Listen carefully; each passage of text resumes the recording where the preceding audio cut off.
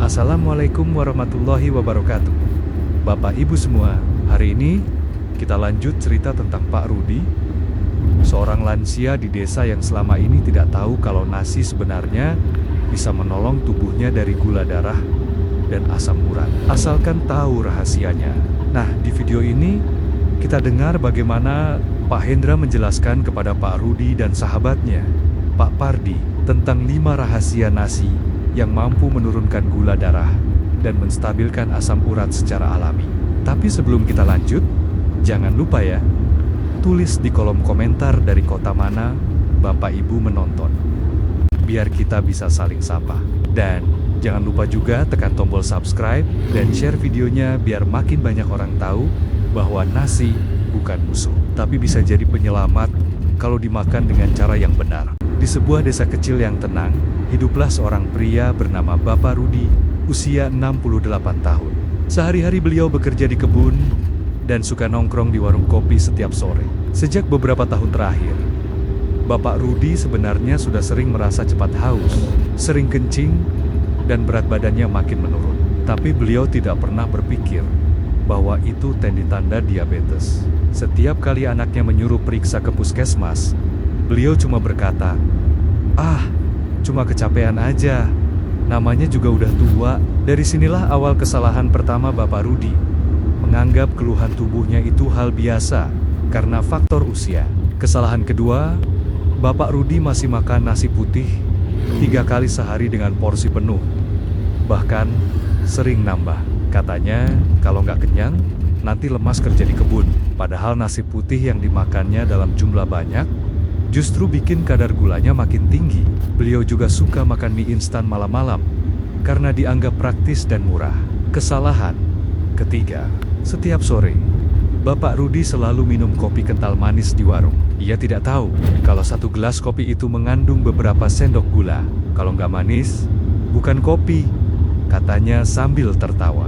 Kebiasaan ini dilakukan bertahan-tahan tanpa tahu bahwa minuman itu pelan-pelan merusak kesehatannya. Kesalahan keempat, Bapak Rudi jarang minum air putih karena katanya bikin perut kembung. Sebaliknya, beliau lebih sering minum teh manis atau air sirup buatan cucunya. Tubuhnya pun makin dehidrasi, sementara gula darahnya terus naik tanpa disadari. Kesalahan kelima, karena merasa masih kuat bekerja di kebun, Bapak Rudi tidak pernah kontrol kesehatan atau cek gula darah. Bahkan, kalau luka di kaki susah sembuh pun, ia cuma oles minyak gosok atau ramuan kampung. Ia tidak tahu kalau penderita diabetes sangat rentan luka, sulit sembuh, dan bisa berakibat fatal. Kesalahan keenam, saat mulai sering kesemutan di kaki dan pandangan mulai buram, Bapak Rudi tetap mengabaikan. Beliau malah percaya pada cerita tetangga yang bilang cukup minum air kelapa tiap hari, nanti sembuh sendiri. Sayangnya, bukannya membaik, kondisinya makin parah. Penutup cerita, begitulah kisah Bapak Rudi, seorang pria sederhana yang tidak paham arti pola hidup sehat dan terlalu menyepelekan tanda-tanda diabetes. Kesalahan demi kesalahan yang ia lakukan membuat penyakitnya makin parah tanpa ia sadari. Kini, tubuhnya mulai lemah, matanya sering kabur, dan langkahnya pun tak lagi tegap seperti dulu. Sebelum kita lanjutkan pembahasan di channel kesehatan ini, ayo kita saling absen dulu ya. Tulis di kolom komentar, Bapak Ibu, dari kota mana dan provinsi mana, biar kita bisa saling kenal, saling berbagi pengalaman, dan saling berbagi sehat. Siapa tahu di antara kita ada yang punya keluhan kesehatan yang sama, bisa saling tukar cerita dan saling menguatkan. Jangan lupa juga ya, komen, subscribe, dan bagikan video ini ke keluarga, sahabat, dan kerabat, biar makin banyak yang dapat manfaat dan makin banyak yang sehat. Baiklah Bapak Ibu, ayo kita lanjutkan pembahasan kesehatan hari ini, yang sangat penting untuk para lansia dan juga untuk kita semua. Mari kita simak bersama, yuk. Di suatu sore yang cerah, di warung kecil pinggir jalan desa, tampak Pak Rudi duduk sendirian dengan wajah murung. Matanya sayu, kulitnya tampak kusam, dan langkahnya sudah tak sekuat dulu lagi. Dari kejauhan, datanglah Pak Pardi, sahabat lamanya sewaktu masih muda dulu. Mereka dulu sering bekerja bersama di ladang dan menanam padi bareng-bareng. Begitu melihat sahabatnya itu, Pak Pardi langsung menyapa dengan nada heran. "Loh Ruth, kau nih kenapa? Kok wajahmu kelihatan kusam? Kayak nggak ada semangat lagi. Biasanya kan kau yang paling cerewet di warung nih." Pak Rudi tersenyum tipis, lalu menjawab pelan. "Entahlah Pak, badanku belakangan ini lemah kali. Tiap malam pipis bisa 5-6 kali, haus terus, mata kabur. Luka di kaki pun lama sembuhnya. Tapi ya begitulah, aku pikir cuma kecapean." Pak Pardi mengerutkan dahi. Tanda-tandanya kok mirip orang yang kena gula darah ya Ruth." Pak Rudi menghela napas panjang. "Iya, orang rumah pun udah bilang gitu. Tapi aku nggak pernah periksa ke dokter. Takut juga dibilang sakit gula. Lagian aku pikir, buat apa periksa? Toh masih bisa jalan, masih bisa kerja." Pak Pardi terdiam sesaat. Ia memperhatikan wajah sahabatnya dengan iba. "Ruth, aku paham betul perasaanmu. Dulu aku pun hampir sama. Takut ke dokter, takut dibilang sakit, tapi makin ditunda, makin parah. Kau tahu nggak? Dulu abang iparku juga begitu. Akhirnya malah terlambat." Pak Rudi menunduk. Suaranya pelan dan berat. "Aku memang salah, Pak. Aku makan apa aja. Minum kopi manis tiap sore, nggak pernah jaga makan. Sekarang baru terasa akibatnya. Kaki sering kesemutan, badan lemah, dan tidur pun nggak nyenyak." Pak Pardi menarik kursi dan duduk di sebelahnya. "Dengar ya Ruth, kebetulan aku ada kenalan, teman lama kita juga dulu, sekarang udah belajar banyak soal kesehatan. Namanya Pak Hendra. Dia paham banget soal penyakit gula darah. Gimana kalau besok kita ke rumahnya? Siapa tahu bisa bantu kau." Pak Rudi terdiam sejenak, menatap jauh ke arah sawah yang mulai menguning. Ada rasa takut, tapi juga sedikit harapan di matanya. "Kau yakin dia bisa bantu, Pak?" Pak Pardi menepuk bahunya dengan lembut. "Yang penting kita usaha, Ruth. Jangan terus biarkan penyakit ini makin dalam. Kadang yang paling menolong kita bukan obat mahal, tapi niat untuk berubah." Pak Rudi tersenyum kecil pertama kali hari itu. "Baiklah, Pak. Besok kita pergi sama-sama. Kalau bukan karena kau, mungkin aku masih diam aja di rumah, nunggu parah." Keduanya pun duduk lama di warung itu, mengenang masa muda mereka saat tubuh masih kuat dan hidup terasa ringan. Tapi sore itu, ada secercah harapan baru di hati Pak Rudi. Harapan untuk sembuh, harapan untuk berubah. Sebelum kita lanjutkan pembahasan di channel kesehatan ini, ayo kita saling absen dulu ya. Tulis di kolom komentar, Bapak Ibu dari kota mana dan provinsi mana, biar kita bisa saling kenal, saling berbagi pengalaman, dan saling berbagi sehat.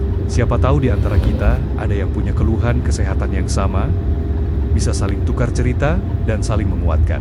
Jangan lupa juga ya, komen, subscribe, dan bagikan video ini ke keluarga, sahabat, dan kerabat, biar makin banyak yang dapat manfaat dan makin banyak yang sehat.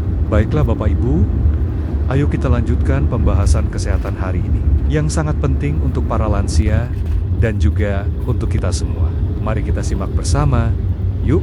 Keesokan paginya, udara di desa masih sejuk, embun masih menempel di daun. Ayam-ayam baru selesai berkokok. Di jalan setapak menuju ujung desa, tampak Pak Rudi dan Pak Pardi berjalan perlahan.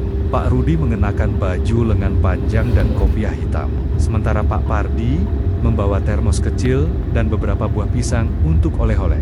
"Udah lama kali nggak ke rumah Hendra," kata Pak Pardi sambil tersenyum. Dulu waktu muda dia rajin ikut kegiatan kesehatan desa. Sekarang katanya udah banyak bantu orang. Pak Rudi hanya mengangguk pelan. Wajahnya tampak canggung dan sedikit gugup. "Entahlah Pak, aku sebenarnya malu mau cerita. Takut diketawain juga. Kan baru sekarang aku sadar." "Ah, gak usah mikir gitu Ruth," jawab Pak Pardi. "Namanya juga manusia. Kadang baru belajar setelah kena sendiri." Sesampainya di rumah Pak Hendra, mereka disambut ramah. Rumahnya sederhana, tapi bersih. Di teras, ada meja kayu dan 2 kursi rotan. Aroma rebusan daun sirih tercium dari dapur. "Wah, Rudi, Pardi, lama kali tak jumpa," sapa Pak Hendra dengan wajah ceria. "Silakan duduk, minum dulu. Dari jauh-jauh datang pagi-pagi, pasti ada cerita nih. Pak Rudi tersenyum kikuk. Iya, Hen, aku datang mau cerita dikit. Akhir-akhir nih, badan aku nggak enak kali. Pipis terus malam-mulam. Cepat haus, kaki sering kesemutan. Tapi ya gitu, belum pernah periksa ke dokter. Pak Hendra mendengarkan dengan tenang. Ia tidak langsung menanggapi, hanya sesekali mengangguk. Sudah berapa lama rasa itu, Rud? Udah hampir setahun mungkin. Awalnya ringan, tapi makin kesini makin sering. Mata pun kadang kabur. Kadang kalau jalan jauh, kaki serasa panas. Pak Pardi menimpali. Makanya aku ajak kemari, Hen. Aku lihat wajahnya udah pucat kali. Berat badannya pun turun. Dia nih keras kepala kali. Udah dibilang ke puskesmas gak mau. Pak Hendra tersenyum. Hehe. Banyak yang kayak gitu, Pak. Namanya juga menunduk. Suaranya lirih. Aku jujur aja, Hen. Aku takut dibilang sakit gula. Takut nggak bisa makan nasi. Takut nggak bisa ngopi lagi. Tapi akhir-akhir nih, kok tubuhku cepat lelah. Kadang kayak nggak punya tenaga. Pak Hendra menatapnya dengan penuh empati. Tenang aja, Ruth. Nggak ada yang salah dengan takut. Yang penting, sekarang kau udah mau cerita. Itu langkah pertama yang bagus. Suasana di teras itu hening sejenak. Hanya suara angin yang berhembus pelan, menggoyangkan daun pisang di halaman. Pak Rudi terlihat lega sedikit. Seperti beban beratnya mulai berkurang. Aku cuma pengen sehat lagi, Hen.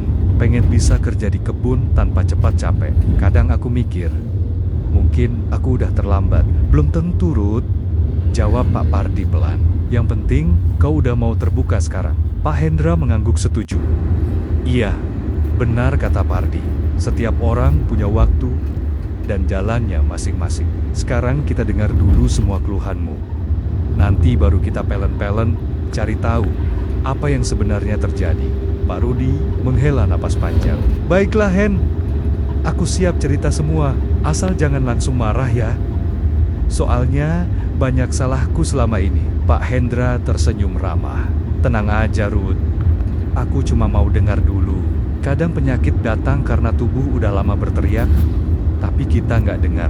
Dan disitulah, pagi itu, konsultasi pertama antara sahabat lama itu dimulai. Belum ada pengobatan, belum ada nasihat panjang. Hanya sebuah awal dari kejujuran dan keberanian untuk bercerita. Karena bagi Pak Rudi, itu sudah langkah besar. Mau terbuka dan mulai mencari tahu tentang kesehatannya sendiri. Setelah lama mendengarkan keluhan Pak Rudi, akhirnya Pak Hendra tersenyum dan mulai berbicara dengan tenang. Ruth Park, sebenarnya bukan nasi yang bikin gula darah naik, tapi cara kita mengolah dan memakannya itu yang salah. Banyak orang salah paham soal nasi, padahal kalau tahu rahasianya, nasi bisa bantu menurunkan gula darah, bahkan menjaga asam urat tetap stabil. Pak Rudi langsung menatap serius. Maksudmu gimana, Hen? Bukannya nasi putih malah bahaya untuk orang kaya aku. Pak Hendra mengangguk pelan. Iya, kalau cara masaknya salah, porsinya berlebihan, dan gak disertai sayur, ya bisa bahaya. Tapi, aku kasih tahu sekarang, 5 rahasia nasi yang bisa bantu kau, asalkan mau ubah sedikit cara makanmu. Pak Pardi langsung nyengir. Nah, ini baru menarik. Ayo jelaskan satu-satu, Hen. Biar Rudi nggak salah lagi. Rahasia pertama, nasi dingin lebih aman. Ruth, mulai sekarang jangan langsung makan nasi panas yang baru matang. Simpan dulu di kulkas semalaman, besok baru dihangatkan. Itu namanya nasi dingin atau nasi pati resisten. Kandungan patinya berubah, jadi tubuh nggak cepat serap gula. Gula darah pun jadi lebih stabil. Pak Rudi terkejut. Jadi nasi sisa semalam malah bagus, Hen? Ya, asal disimpan dengan bersih dan benar. Kalau mau sehat, jangan remehkan sisa nasi. Karena di situ justru ada manfaatnya. Rahasia kedua, ganti sebagian beras dengan beras merah atau hitam. Beras merah atau hitam mengandung serat tinggi dan antioksidan alami. Itu bisa menahan laju gula ke darah. Selain itu, bagus untuk ginjal dan bisa bantu keluarkan asam urat lewat urin. Campur aja separuh beras merah dan separuh beras putih. Rasanya tetap enak, tapi jauh lebih sehat. Pak Pardi manggut-manggut. Pantes orang tua di kampungku dulu jarang sakit gula. Mereka makannya nasi merah terus. Rahasia ketiga, tambahkan minyak kelapa saat masak nasi. Ini jarang orang tahu. Lanjut Pak Hendra. Waktu masak nasi, tambahkan 1 sendok teh minyak kelapa ke airnya. Lemak sehat dari minyak kelapa mengubah struktur pati nasi. Jadinya kadar kalori turun dan gula nggak cepat naik. Selain itu, minyak kelapa juga bantu jaga sendi dari peradangan akibat asam urat. Pak Rudi heran. Loh, minyak malah bagus? Iya, asal takarannya pas. 1 sendok kecil aja. Jangan kebanyakan. Rahasia keempat, makan nasi harus didampingi sayur hijau. Kalau makan nasi sendirian, gula cepat naik. Tapi kalau dimakan bareng sayur hijau, misalnya bayam, daun singkong, atau pare, seratnya akan memperlambat penyerapan gula. Selain itu, sayur hijau bantu menetralkan kadar asam urat. Pak Rudi mengangguk pelan. Pantes ya, dulu waktu sering makan lalapan, badanku nggak selemah sekarang. Nah, itu dia, kata Pak Hendra. Lalapan bukan cuma pelengkap, tapi obat alami yang sering kita abaikan. Rahasia kelima, atur waktu makan nasi. Yang terakhir, Ruth, waktu makan juga penting. Jangan makan nasi larut malam, karena tubuh nggak sempat bakar gula. Waktu terbaik makan nasi itu pagi dan siang, sore sedikit aja. Malam sebelum tidur, lebih baik makan buah atau minum air hangat. Dengan pola ini, gula darah turun pelan-pelan, asam urat juga ikut stabil. Pak Pardi tersenyum sambil menepuk bahu sahabatnya. Nah, Ruth, dengar tuh, gak perlu berhenti makan nasi, cuma perlu ubah caranya. Pak Rudi kelihatan lega, jadi bukan nasinya yang jahat, tapi cara makanku yang salah ya, Hen. Betul, Ruth. Tubuh kita nggak butuh pantang, tapi butuh paham. Sore itu, suasana terasa berbeda. Pak Rudi duduk lebih tenang, wajahnya mulai cerah. Di matanya muncul cahaya baru. Bukan dari obat, tapi dari pengetahuan. Mulai besok, aku coba rahasia itu, Hen. Aku pengen sehat lagi. Pengen bisa kerja di kebun tanpa lemas. Pak Hendra tersenyum. Itu baru langkah awal, Ruth. Nasi bukan musuh, tapi sahabat. Asal tahu cara memperlakukannya. Dan di teras rumah sederhana itu, 3 sahabat lama pun menutup percakapan dengan tawa ringan. Hari itu bukan hanya tentang nasi, tapi tentang kesadaran, perubahan, dan harapan baru bagi seorang lansia yang dulu menyepelekan kesehatannya.